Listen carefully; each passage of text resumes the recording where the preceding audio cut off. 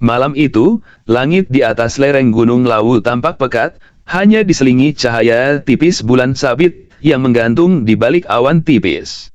Sebuah mobil hitam berhenti di depan bangunan tua bekas rumah jaga Belanda, yang sejak lama dikenal masyarakat sebagai rumah sunyi. Di dalam mobil, 5 orang duduk dalam diam. Tim Lentera Malam, sekelompok pencari hantu yang dikenal di kalangan komunitas supranatural karena pendekatan ilmiah mereka terhadap dunia gaib.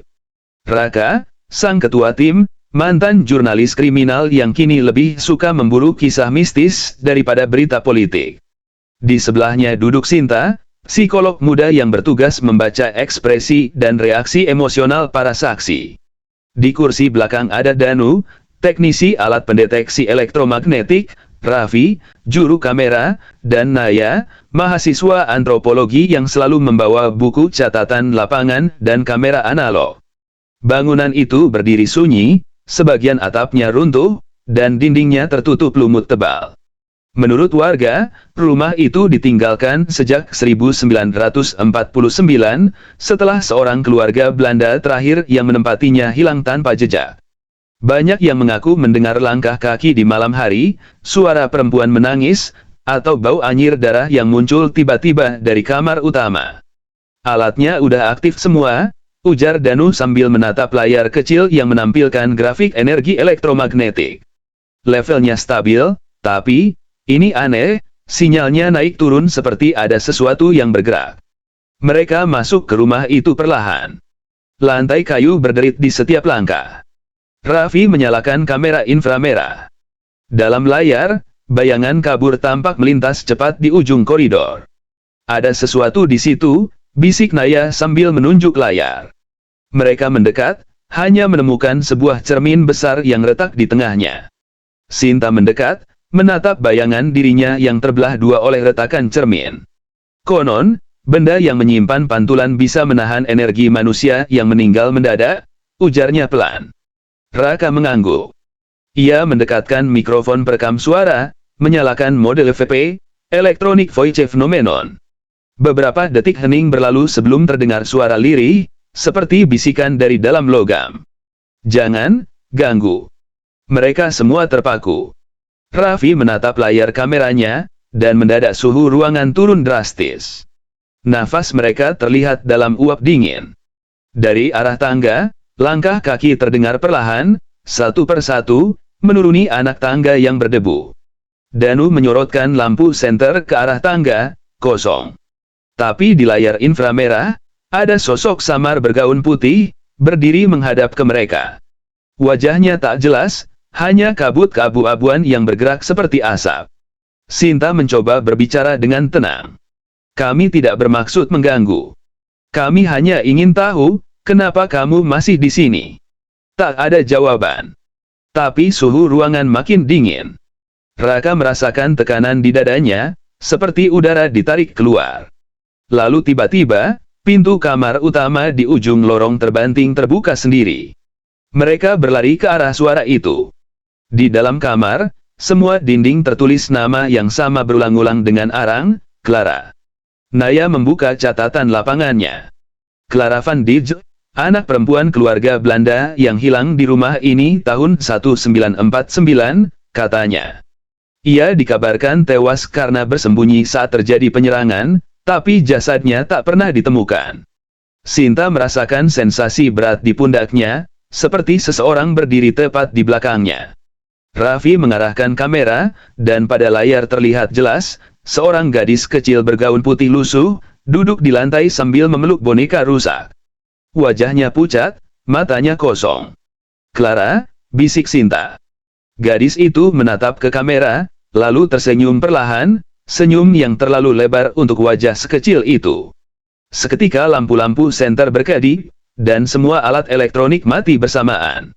Hanya kamera analog Naya yang masih berfungsi. Ia memotret secara refleks, 3 kali berturut-turut. Setelah itu, gelap total. Ketika cahaya kembali menyala, sosok gadis itu sudah hilang. Tapi di lantai kamar kini ada boneka tua yang sebelumnya tidak ada. Di tangannya tergenggam pita rambut kecil berwarna biru pudar. Raka mengambil boneka itu, lalu membungkusnya dengan kain putih. Kita bawa ini ke pemakaman Belanda di bawah.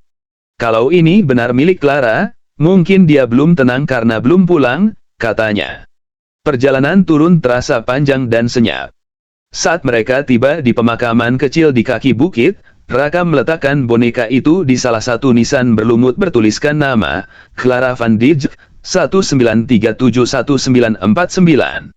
Angin tiba-tiba berhenti, udara yang semula dingin menjadi hangat, dan suara jangkrik mulai terdengar lagi. Keesokan paginya, mereka memeriksa hasil rekaman. Di antara ratusan suara gangguan statis, ada satu rekaman yang jelas, suara anak perempuan berkata lembut, "Terima kasih sudah mengantarkanku pulang." Namun ada hal yang tak bisa dijelaskan.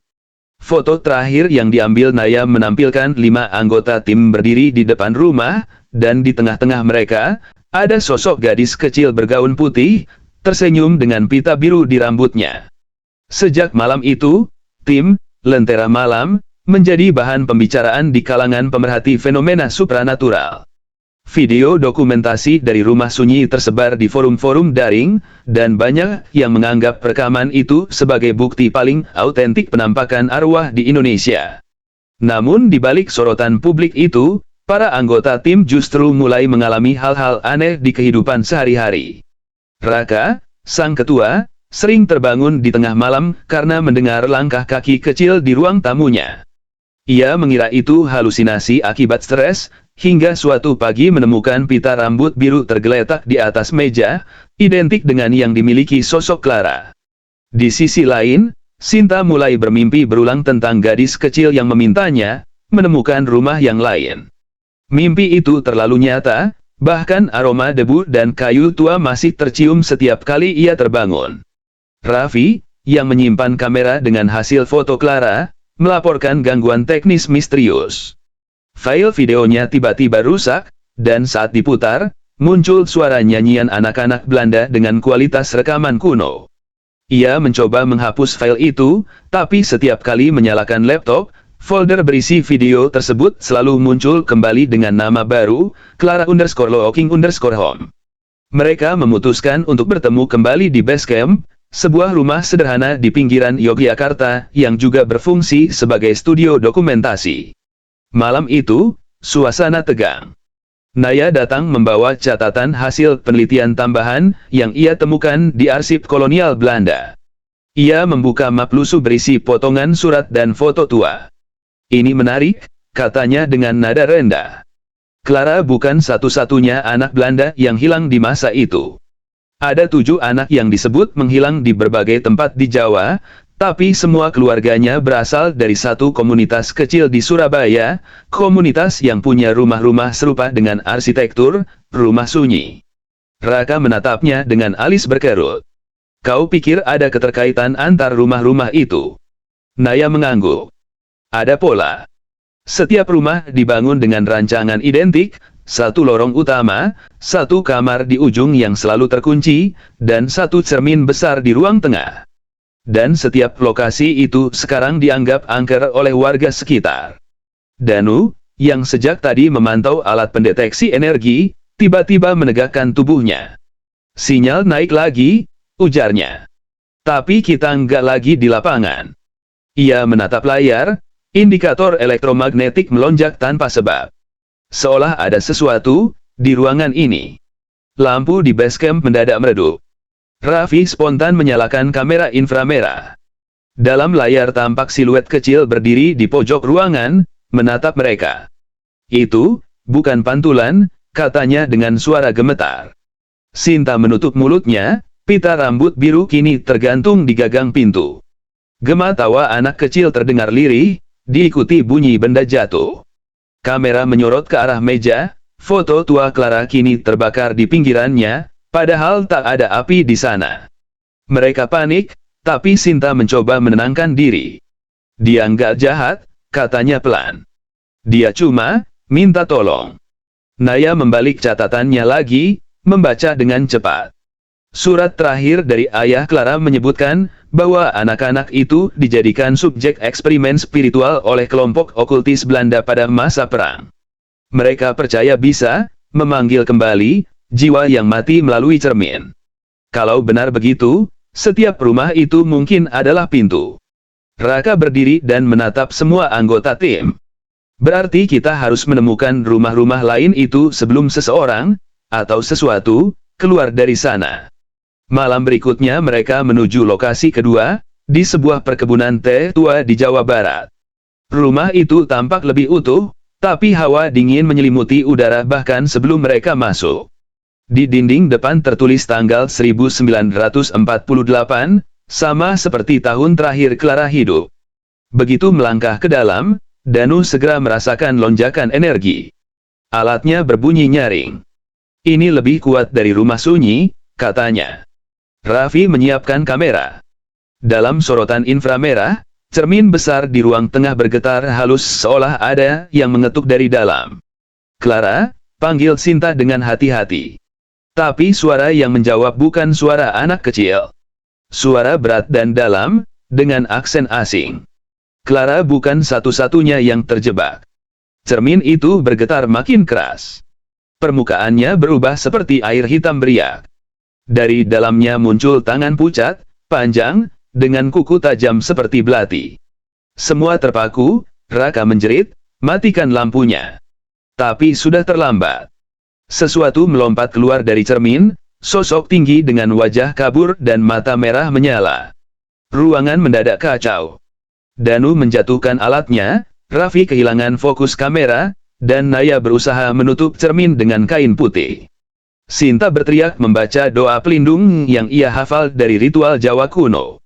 Perlahan, riak di cermin mereda, dan sosok itu menghilang bersama kilatan cahaya biru.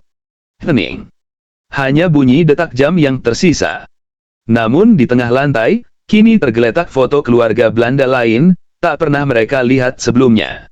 Di belakang foto itu tertulis dengan tinta hitam, "Temukan kami sebelum gerbang terakhir terbuka." Sejak malam itu, tim Lentera Malam tak lagi sekadar pemburu kisah mistis.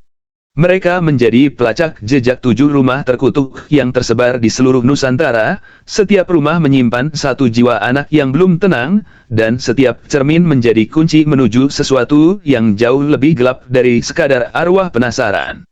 Dan di setiap perjalanan, kamera mereka selalu menangkap bayangan kecil berpita biru yang berjalan di depan, seolah menuntun, atau mungkin, menunggu sesuatu terbuka kembali. Malam di lereng Cikuray itu terasa berat, seolah udara sendiri menolak untuk dihirup. Rumah ketiga dalam daftar mereka berdiri di tengah perkebunan kinat tua yang sudah lama ditinggalkan. Dari jauh tampak jendela-jendela besar yang pecah, dan sebuah menara kecil di atap yang tampak seperti lonceng kapel, meski tak ada gereja di sana. Raka mematikan mesin mobil dan menatap timnya. Tak satu pun berbicara. Mereka semua sudah tahu, semakin mereka melangkah, semakin berat gangguan yang mereka alami. Danu kini tidur tak pernah nyenyak karena sering mendengar bisikan di telinganya. Sinta mulai mimisan setiap kali mendekati cermin. Naya kehilangan satu lembar catatan, yang anehnya muncul kembali dalam keadaan terbakar di ujungnya. Saat mereka menapaki halaman rumah itu, bau logam dan tanah basah menyeruak. Raffi mengangkat kameranya, menyorot ke arah pintu yang setengah terbuka.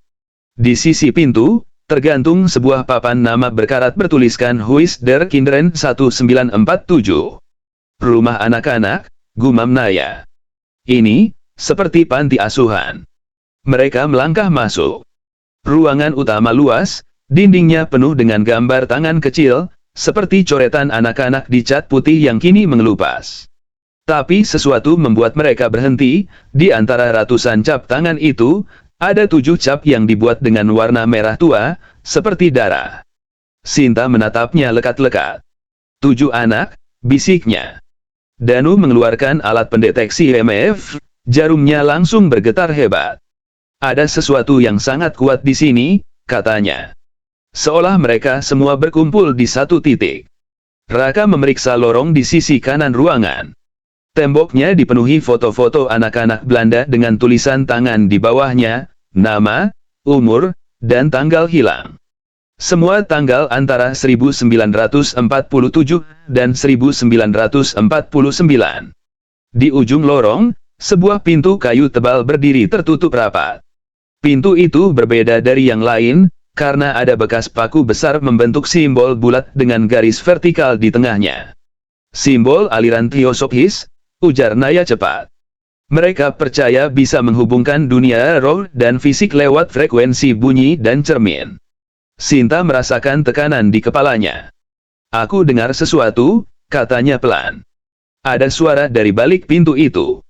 Mereka menempelkan telinga. Suara anak-anak menyanyikan lagu berbahasa Belanda terdengar samar, berulang-ulang, seperti gema dari masa lalu. Tanpa berpikir panjang, Raka membuka pintu itu.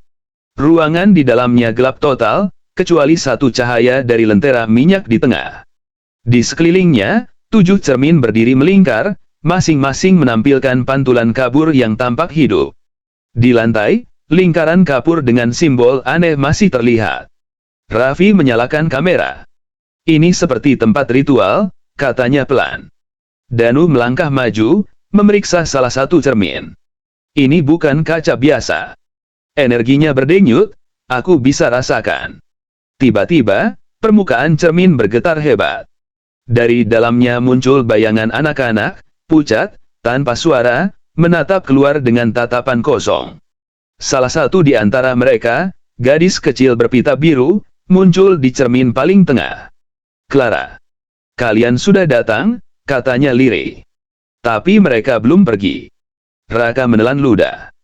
Siapa mereka? Clara menatap ke sisi kanan ruangan, dan permukaan cermin di sana mulai retak.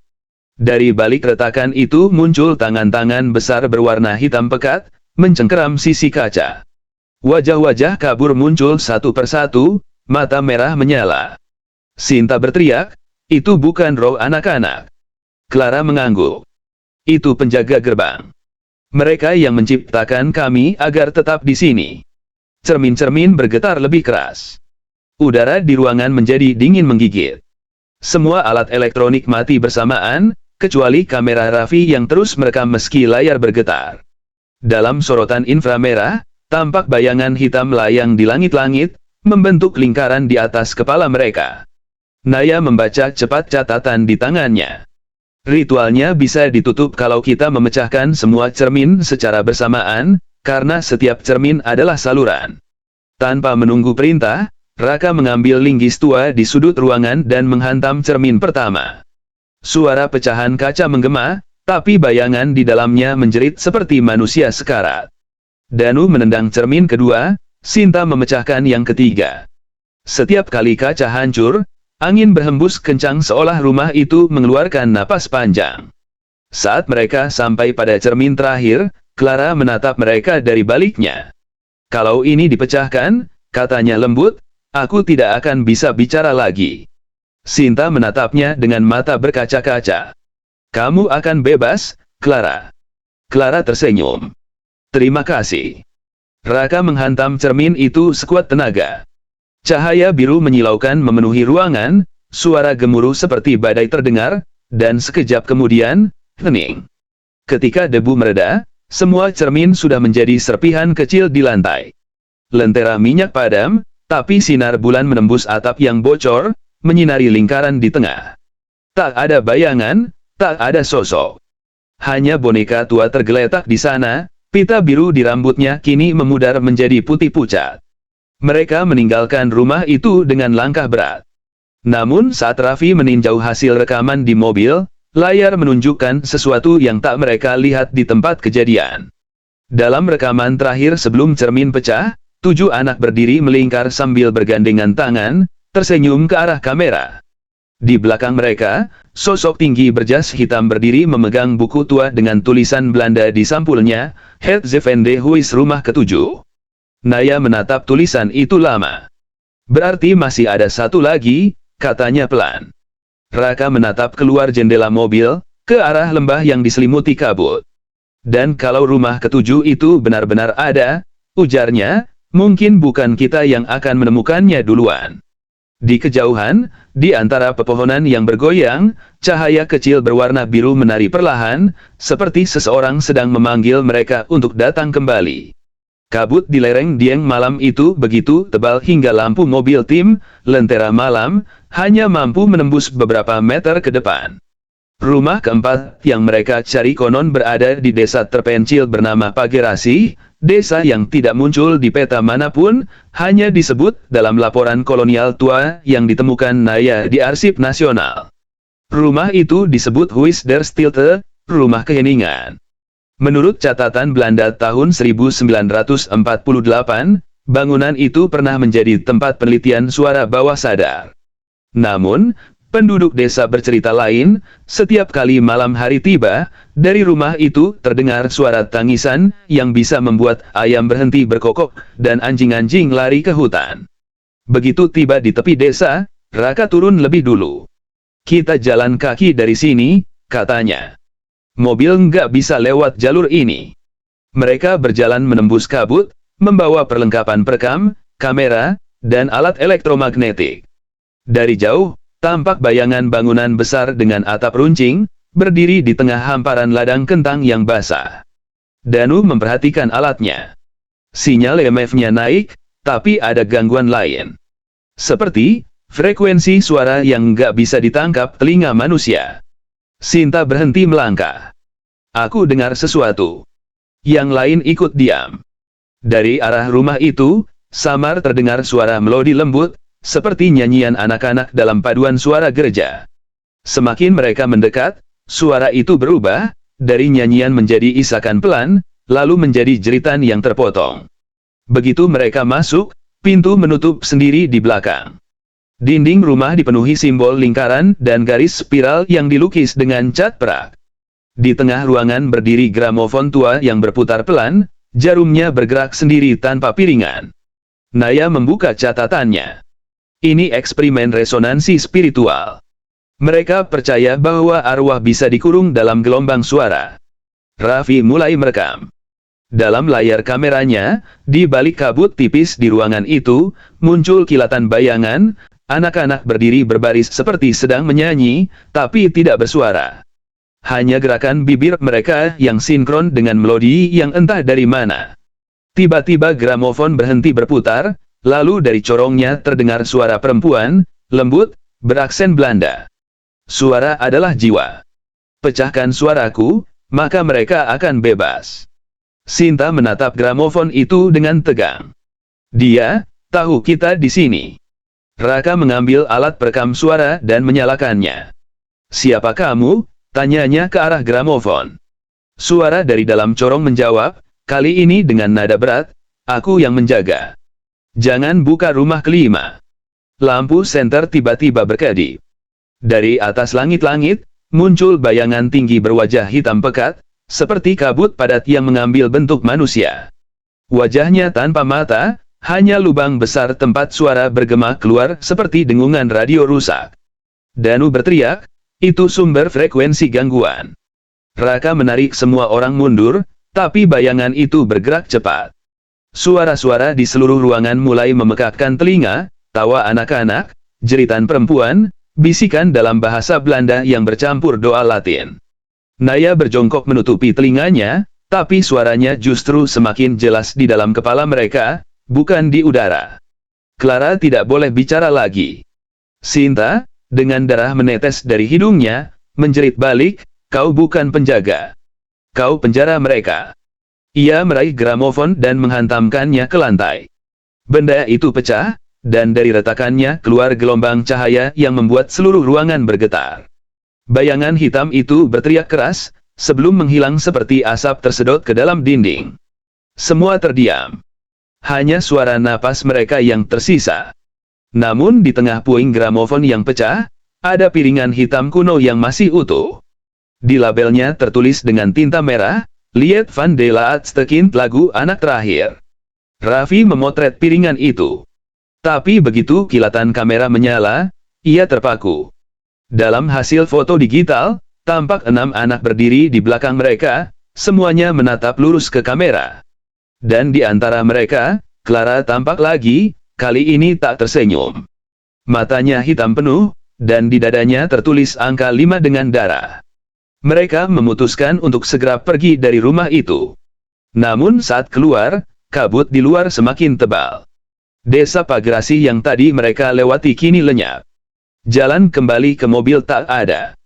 Yang ada hanya ladang luas dan di ujungnya, sebuah rumah lain yang tak ada di peta manapun, tampak samar tapi nyata. Sinta menatap bangunan itu lama. "Kita nggak nyari rumah kelima," katanya dengan suara gemetar. "Rumah kelima yang nyari kita." Dan dari dalam kabut, samar terdengar suara anak-anak bernyanyi lagu yang sama dari piringan hitam, diakhiri dengan tawa yang menggema tanpa arah. Langit di atas Dieng perlahan berubah warna menjadi abu keunguan. Kabut semakin pekat, dan di antara kabut itu, rumah kelima menampakkan dirinya sepenuhnya. Arsitekturnya berbeda dari rumah-rumah sebelumnya, lebih menyerupai biara kecil, dengan menara di tengah dan kaca patri pecah berwarna merah darah. Tidak ada pintu di depan, hanya dinding besar dengan ukiran anak-anak memegang lilin, dan satu celah sempit seperti retakan yang cukup lebar untuk satu orang. Raka menatapnya lama. "Kita bisa mundur sekarang," katanya dengan nada berat. Tapi tak ada yang menjawab. Naya, dengan mata kosong seperti terpanggil, sudah berjalan lebih dulu mendekati celah itu. Dari dalam retakan terdengar suara langkah kaki kecil, berirama seperti anak-anak berbaris. Sinta berusaha menarik Naya kembali, tapi udara di sekitar mereka bergetar halus, seperti medan listrik. Raffi menyalakan kamera. Dalam layar inframerahnya tampak sesuatu bergerak di balik dinding, ratusan sosok kecil melangkah perlahan menuju arah mereka, tapi bayangan mereka tidak punya wajah. Ketika Naya menyentuh dinding itu, retakan melebar sendiri. Dinding bergeser seperti tirai hidup dari batu. Aroma lilin terbakar dan besi berkarat langsung menyergap. Mereka masuk ke dalam tanpa berkata apa-apa, seolah ruang itu memaksa mereka. Di dalam, ruangan besar berbentuk lingkaran, diterangi cahaya redup dari ratusan lilin yang menetes di lantai. Di tengah lingkaran itu berdiri 7 patung anak-anak berukuran manusia, semua menunduk dengan tangan terikat. Wajah-wajah mereka halus, tapi matanya kosong, dan di leher masing-masing terdapat bekas retakan seperti pernah dipecahkan, lalu disatukan lagi. Danu menyalakan alat EMF-nya. Jarum bergetar liar, lalu berhenti total. "Tidak ada sinyal," katanya pelan. "Tapi itu bukan berarti aman. Ini seperti ruang hampa energi." Raka melangkah ke depan, memperhatikan ukiran di bawah patung. Tulisan Belanda kuno, "De laatste stem zalopenen de deur," suara terakhir akan membuka gerbang. Sinta tiba-tiba merasakan nyeri di telinganya. "Ada suara, rendah banget," katanya. Semua diam. Seketika, mereka mulai mendengar gumaman samar. Suara anak-anak berdoa, diulang terus dengan nada yang hampir seperti bisikan ke telinga. Satu persatu lilin padam. Udara berubah berat, dan di tengah ruangan, bayangan mulai membentuk siluet tubuh besar, lebih besar dari manusia, tapi masih samar. Sosok itu tampak menunduk, lalu perlahan mendongak, menunjukkan wajah tanpa kulit, hanya urat dan mata kosong yang bersinar seperti bara. Raka mengangkat senter, tapi cahaya justru menembus tubuh sosok itu. "Ini bukan roh biasa," katanya. Bayangan itu berbicara dengan suara bergema, dalam bahasa Belanda yang patah-patah. "Anak-anak tidak boleh pergi. Mereka pintu, bukan korban." Raffi gemetar, tapi tetap merekam. "Kau siapa?" "Yang menjaga. Yang menunggu 7 rumah di satu." Sinta menatap sekeliling. 7 rumah, berarti ini baru 5. Sosok itu mengangkat tangannya. Dari lantai, muncul pusaran kabut yang berputar membentuk cermin-cermin tipis. Dalam setiap cermin, mereka melihat rumah-rumah yang sudah mereka datangi, rumah sunyi, rumah anak, rumah suara, semuanya kini terbakar perlahan di pantulan itu, seperti dimakan api tak terlihat. "Jika satu rumah dibuka, semua gerbang terbuka," kata sosok itu. "Dan gerbang terakhir bukan di dunia kalian." Tiba-tiba salah satu patung anak retak di bagian dadanya, lalu meledak menjadi debu. Dari serpihannya keluar tangan kecil yang hidup. Lalu satu lagi. Dan satu lagi. Raka berteriak, "Keluar! Sekarang!" Mereka berlari ke arah celah dinding, tapi jalannya menutup cepat. Hanya tinggal lubang kecil yang cukup untuk satu orang. Danu mendorong Naya ke depan, "Kau duluan," katanya, sebelum ditarik bayangan hitam yang mencengkeram kakinya. Suara tulang patah terdengar keras, dan Danu terseret ke dalam kegelapan. Sinta menjerit, menarik Raka, tapi Raka malah memaksa dirinya bertahan, menatap sosok besar itu. "Kau mau apa dari kami?" Sosok itu mendekat. "Bukan dari kalian, tapi dari yang membangunkan." Raka sempat melihat wajah Clara muncul di belakang sosok besar itu, menangis diam. Ia berbisik, "Kalian harus tutup rumah ketujuh sebelum kami semua hilang." Lalu semuanya meledak dalam cahaya putih. Ketika mereka sadar, mereka sudah berada di luar, di tepi tebing. Rumah itu lenyap. Hanya tersisa tanah hangus berbentuk lingkaran besar. Danu tak ada. Alat-alat mereka hancur. Tapi di tangan Naya, entah bagaimana, terselip buku kecil berkulit hitam dengan simbol yang sama seperti di pintu rumah ketiga. Di sampulnya tertulis, "Het Zevende Huis," catatan penjaga. Raka membuka halaman pertama. Tulisan tangan Belanda rapat dan rapi. 7 rumah dibangun untuk menahan 7 pintu neraka kecil di dunia manusia. Jika salah satu terbuka, penjaga akan terbangun kembali. Sinta menatap halaman itu lama. Berarti yang kita hadapi, baru awalnya. Dan di kejauhan, di balik kabut yang mulai menipis, mereka melihat menara tua berdiri di puncak bukit lain, menara dengan 7 jendela, dan dari salah satunya, cahaya biru bergetar lembut seperti mata yang baru saja terbuka. Kabut menipis, dan fajar mulai menembus lereng Dieng dengan cahaya oranye keemasan. Raka berdiri mematung di tepi tebing, memandangi menara di kejauhan, menara yang diakini sebagai rumah ketujuh. Angin membawa suara samar, seperti anak-anak berbisik memanggil nama mereka satu persatu. Di belakangnya, Sinta duduk lemah sambil menutup luka di lengannya, sedangkan Naya terus membolak-balik buku hitam itu dengan mata penuh ketakutan dan penasaran sekaligus. "Setiap halaman buku ini seperti menulis dirinya sendiri," katanya lirih. "Tulisan baru muncul setiap kali aku membacanya." Ia menunjuk bagian yang kini terbentuk dengan tinta gelap. "Penjaga terakhir akan lahir dari rasa ingin tahu yang tak pernah berhenti." Raka memandangnya dalam diam. Ia paham, kalimat itu bukan sekadar kutukan, itu peringatan bagi mereka semua. Perjalanan menuju menara bukan hanya fisik, tapi juga batin. Mereka harus melewati ladang-ladang batu yang berubah bentuk setiap kali mereka memalingkan wajah. Waktu terasa tidak berjalan lurus, malam datang tanpa matahari benar-benar tenggelam, dan kabut kadang membentuk bayangan seperti wajah Danu yang hilang. Di antara kabut itu, Clara muncul lagi, kali ini tubuhnya lebih jelas, hampir seperti manusia. "Rumah ketujuh bukan tempat," katanya lembut. "Tapi pintu di dalam hati manusia yang menolak kebenaran." Sinta mendekat. "Kebenaran apa?" Clara menatap langit yang mulai bergetar, seolah dunia sendiri sedang menahan napas. Bahwa rasa takut bisa menjadi cermin, dan siapapun yang menatap terlalu lama, akan menjadi bagian dari cerminnya. Langit mendadak berubah merah keunguan. Petir menyambar tanpa suara. Mereka berlari menuju menara, dan semakin dekat, dindingnya terlihat seperti terbuat dari potongan kaca dari 6 rumah sebelumnya. Semua pecahan yang mereka hancurkan kini menyatu kembali membentuk bangunan baru. Di depan pintu menara, ukiran besar bertuliskan, "De Spiegel van de Ziel," cermin jiwa. Raka membuka pintu itu perlahan. Di dalam, ruangan besar berbentuk lingkaran, dengan satu cermin raksasa di tengahnya, setinggi langit-langit. Tidak ada pantulan di permukaannya, hanya kegelapan yang bergolak, seperti pusaran air hitam. Di sekelilingnya, 7 kursi kosong menghadap ke arah cermin, dan pada setiap kursi tertulis nama mereka berlima, ditambah 2 nama lain, Danu dan Clara.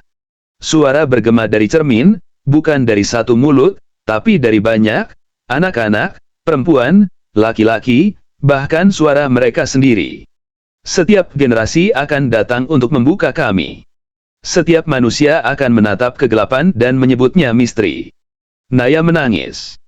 "Kita nggak bisa menutupnya. Ini sudah terbuka." Sinta memejamkan mata dan melangkah ke depan. Kalau rumah ketujuh adalah cermin jiwa manusia, katanya pelan, maka kuncinya bukan alat, bukan mantra, tapi keberanian untuk mengakui ketakutan sendiri. Ia menatap cermin itu. Wajahnya muncul perlahan, pucat, lelah, tapi nyata. Di balik bayangan wajahnya, tampak ratusan wajah anak-anak yang selama ini mereka bantu, tersenyum perlahan.